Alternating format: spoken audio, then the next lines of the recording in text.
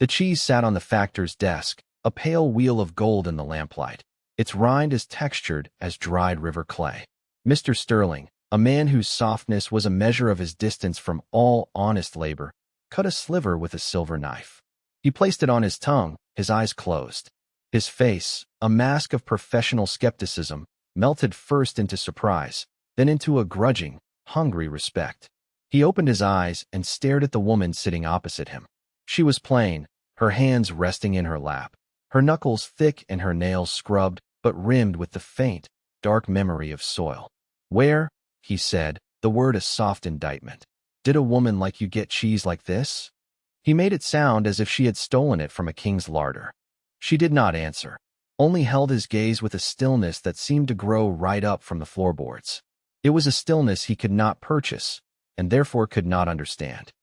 3 years earlier, that stillness had been mistaken by all for meekness. Alara had arrived at the farm on the west edge of the county as Silas Croft's new wife, a woman spoken for and delivered like a parcel. Silas was a man of simple, rigid convictions. He believed in the rising of the sun, the turning of the seasons, and the purpose of a wife, which was to turn milk into butter and garden soil into supper. He had not married her for conversation. He had married her for her hands, and he was disappointed to find them slender and pale, unaccustomed to the punishing work he required. His farm was a testament to his own stubbornness, a spread of thin, rocky soil that gave up its meager grasses with a grudge.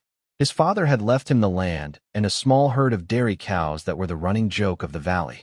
They were small, scruffy creatures, a motley collection of dun and gray, with bony hips and watchful, intelligent eyes.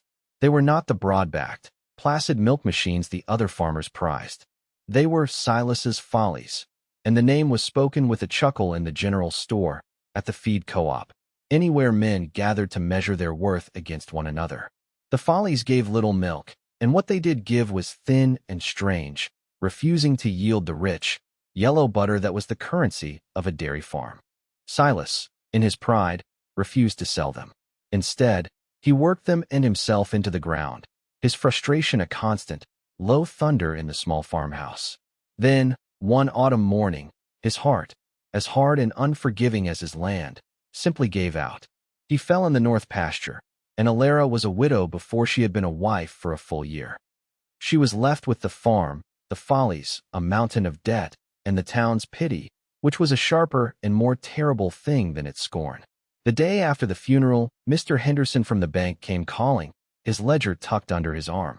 He explained the arithmetic of her situation with a funereal kindness. The notes were due. The farm had never turned a profit. Her husband was gone. The clear, unspoken assumption was that she, a young woman alone, would sell. Sell the useless cows for meat. Sell the rocky land to a neighbor to be subsumed into a larger, more sensible operation. Jedediah Croft, Silas's cousin and the most prosperous farmer in the valley, came by that same afternoon. He was a big man, his success radiating from him like heat. "Alara," he'd said, his tone oozing concern, "you've done your duty by my cousin. There's no shame in letting this place go.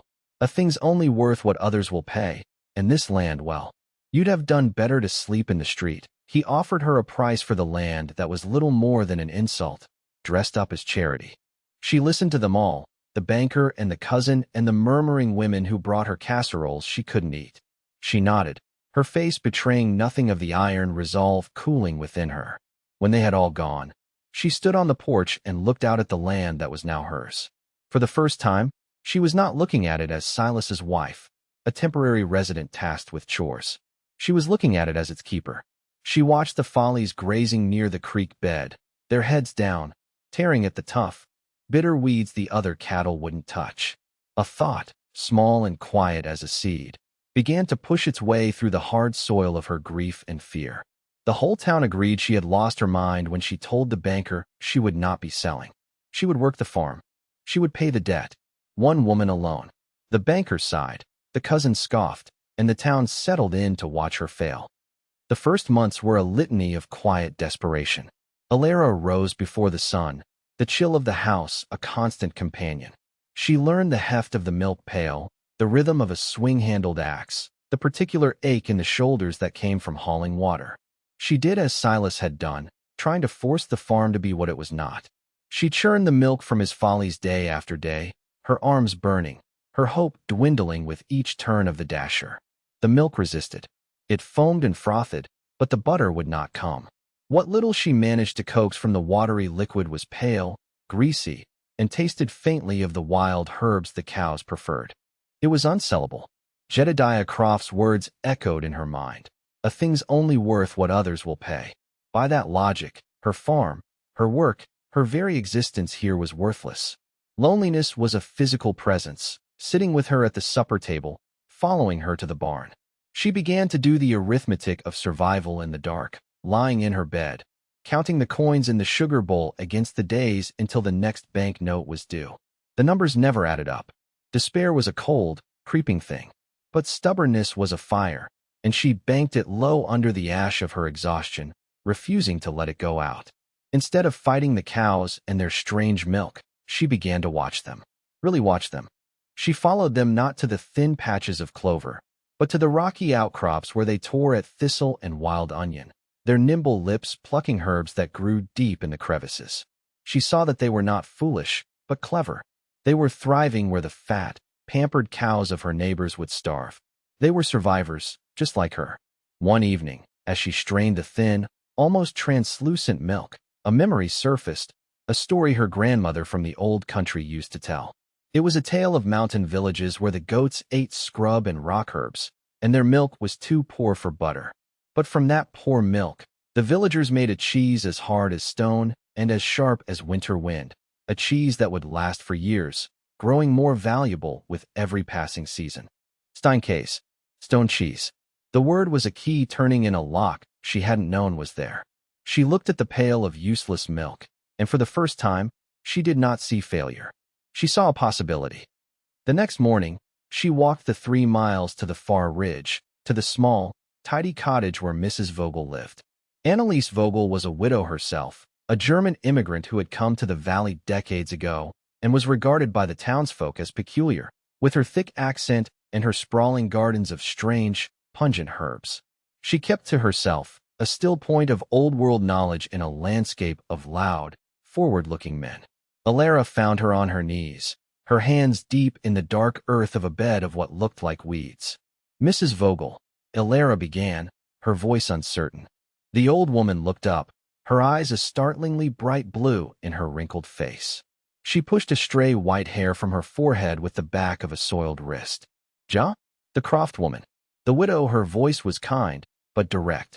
Alara, feeling foolish, began to describe the cows, the land, the thinness of the milk, the taste of wild onion, the way it refused to become butter. She spoke of her grandmother's story of stone cheese. Mrs. Vogel listened, her head cocked, her bright eyes never leaving Alara's face. When Alara finished, the old woman nodded slowly, a small smile touching her lips. Ah, she said, and it was a sound of deep recognition. They call them follies, your cows. She gestured for Alara to sit on the stone step beside her. In my home, we called them Cummercue, the grief cows, because they eat what is left after everything else is gone. They eat the grief of the land. Their milk is not for butter. It is for cheese that holds the memory of the stone and the bitter herb. She patted Alara's hand, her touch surprisingly firm. "ACH, child," she said, her voice dropping into a gentle, rhythmic cadence. The stone the builder refuses often becomes the cornerstone. It was not advice. It was stated as a simple, elemental truth. That afternoon, and for many afternoons that followed, Mrs. Vogel taught Alara the slow, ancient alchemy of the cheese. It was a process of patience, not force. It required a specific rennet made from thistle, a slow heating, a careful cutting of the curd. It demanded a precise amount of salt, a heavy press to force out every last drop of whey, and a cool, dark place to age. Alara cleaned out the root cellar, its damp, earthy smell a comfort. Mrs. Vogel showed her how to wash the rinds with brine, how to turn the wheels week after week, how to listen for the hollow sound that meant the cheese was ready. The work was demanding, but it was a different kind of labor. It was a partnership with the milk, not a battle against it. As she worked, she became aware of a silent observer. A boy named Finn, the blacksmith's youngest, a quiet, watchful child who always seemed to be at the edges of things, never in the center. He would sit on the fence line for hours, just watching her with the cows. One day, as she was struggling to move a heavy pressed stone, Finn slipped through the fence. He said nothing, simply put his small shoulder next to hers and pushed. From that day on, he was a fixture on the farm. He had a stillness that matched her own, and a gentle way with the animals. It was he who gave the Follies their true names. The lead cow with the watchful eyes became Queenie. A young heifer with a crooked tail was called Jester. He named all 12 of them, giving them identities beyond the town's collective joke. The farm, once a place of lonely silence, began to fill with the quiet sounds of shared work. Finn would scrub the pails while Alara heated the milk. He would help her turn the heavy wheels in the cellar. In his presence, the animals seemed calmer, and the weight of being a woman alone lessened, just slightly. The work was methodical, a rhythm that marked her days. Rise, milk, heat, cut, press, salt, turn. Her hands, once soft, became calloused and strong, stained with the scent of herbs and brine. She learned the language of the curd, the feel of it when it was ready, the subtle shift in color and texture that signaled the moment to act. The arithmetic of survival still haunted her nights, but now it included new calculations: the cost of salt, the number of wheels in the cellar, the days they needed to age. Her first few attempts were failures. One wheel molded, another cracked from being too dry. A third was bitter, the salt ratio wrong. Each failure was a blow, costing her precious milk and time. To make ends meet, she sold off her laying hens one by one and took in mending from the townswomen, her fingers working by lamplight long after Finn had gone home. The women would look at her rough hands and shake their heads, whispering their pity when she left. They believed she was killing herself for a dead man's pride. They could not see the rows of pale wheels resting in the cool dark of her cellar. They did not know about the secret she was keeping. Then, one day in late spring, she cut into a wheel that had been aging for 3 months. She and Finn stood in the cellar, the air thick with the smell of earth and aging cheese. She slid the knife through the hard rind. Inside, the cheese was a pale, creamy yellow, dense and smooth. She cut a small piece and handed it to Finn. His eyes widened. She tasted it herself. It was unlike anything she had ever eaten. It was nutty, sharp, and complex, with a faint, lingering taste of the wild herbs the cows favored. It was the taste of the land itself. It was the taste of hope. It had worked. She wrapped the wheel carefully, like a treasure, hiding it away like a coal banked low under ash, waiting for the right moment to let its glow be seen. That moment came a month later. With her best 2 wheels wrapped in cheesecloth and nestled in a basket, Alara hitched her old cart and drove to Oakhaven, the next town over, a place large enough to have a hotel with a real French chef. She had heard his name, Antoine, spoken with reverence. He was a man who understood food not just as fuel, but as a story. She walked into the hotel's kitchen feeling small and plain, a smudge of dirt on the polished floor. Chef Antoine was a whirlwind of white linen and French oaths, a storm of creative energy. He looked at her basket with disdain. "We do not buy from peddlers," he said, turning away. "It is not for sale," Alara said, her voice quiet but firm, stopping him in his tracks. "It is for you to taste." Intrigued by her nerve, he unwrapped the cheese. He sniffed it. He examined the rind. His skepticism was a palpable force. He cut a paper-thin slice and placed it on his tongue. The kitchen, for a moment, went silent. His expression shifted from professional hauteur to astonishment, then to a deep, profound respect. "Mon Dieu," he whispered. "What is this?" He peppered her with questions. "What do the cows eat? How is it pressed? How long is it aged?" He tasted it again, this time with a drop of honey, then with a slice of pear. He declared it a masterpiece, a true fromage de terroir. He bought both wheels on the spot for a price that made Alara's head spin, and he placed a standing order for every wheel she could spare. "You do not sell this to anyone else," he commanded. "This is mine." Alara drove home in a daze, the coins heavy in her pocket. The next day, she walked into the bank and placed a stack of silver dollars on Mr. Henderson's desk. It was more than the payment due. He counted it twice, his eyebrows climbing his forehead. He didn't ask where the money came from. He simply stamped her ledger and looked at her with a new, uncertain expression. News in a small town travels on invisible wires. The story of her trip to Oakhaven, though she told no one, began to circulate in whispers and fragments. Jedediah Croft saw her coming out of the blacksmith shop, having paid to have a new iron rim fitted on her wagon wheel. "Coming into money, are we, Alara?"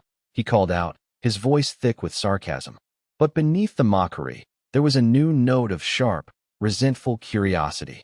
The town was no longer just pitying her, they were watching her. The arithmetic was changing. For the first time since Silas's death, the numbers were beginning to lean in her favor. Summer arrived like the open door of a furnace. By June, the sky had taken on a pale, washed-out quality, the blue bleached by a relentless sun. The rains, which should have come in gentle, steady showers, simply stopped. The creek that bisected Alara's property shrank, leaving its banks exposed and cracked. The grass in the valley, usually knee-high and lush, turned a sickly yellow, then a brittle brown. Dust rose from the wagon roads in lazy plumes and settled over everything. A fine, gritty powder that worked its way into the houses, into the food, into the very lungs of the people. It was a drought, the old-timers said, the likes of which hadn't been seen in 30 years. For the dairy farmers in the valley, it was a catastrophe. Their prize-winning cows, bred for high-volume milk production on rich pasture, began to suffer. Their broad backs grew bony, their milk thinned, and then, alarmingly, their udders began to dry up completely. The men gathered at the co-op, their faces grim, their talk circling around the price of feed they couldn't afford and the failing health of their herds. Panic, unspoken but potent, began to curdle the mood of the entire county. On Alara's farm, however, a quiet miracle was unfolding. The Follies, Silas's ridiculed herd, were untroubled. The tough, deep-rooted weeds and bitter herbs they favored were hardier than the shallow-rooted grasses. They continued to graze on the parched hillsides, their lean bodies perfectly adapted to the harsh conditions. Their milk production remained steady, the quality unchanged. What had once been their great failing, their ability to thrive on poor forage, was now their saving grace. Alara's secret advantage was no longer hidden in her cellar. It was now plain for all to see in the health of her animals. The sight of her dozen scruffy cows, contentedly chewing their cud while their own prize-winning stock languished, was a bitter pill for her neighbors to swallow. In August, a new buggy rolled into the valley, gleaming black and pulled by a handsome bay horse. It belonged to Mr. Sterling, the cheese factor from the city, the man who bought nearly all the butter and cheese produced in the county. He was a man who understood the arithmetic of disaster. He saw the brown fields and the desperate faces of the farmers, and he smelled an opportunity. He knew that when people were hungry, they made poor bargains. And Mr. Sterling was a master of the poor bargain. Sterling made a tour of the valley, a vulture circling a dying beast. He visited Jedediah Croft first, offering a pittance for the last few pounds of butter from his failing herd. Jedediah, his pride stripped bare by the sight of his children's hungry faces, had no choice but to accept. The story was the same at every farm. Sterling's offers were insults, but they were the only offers on the table.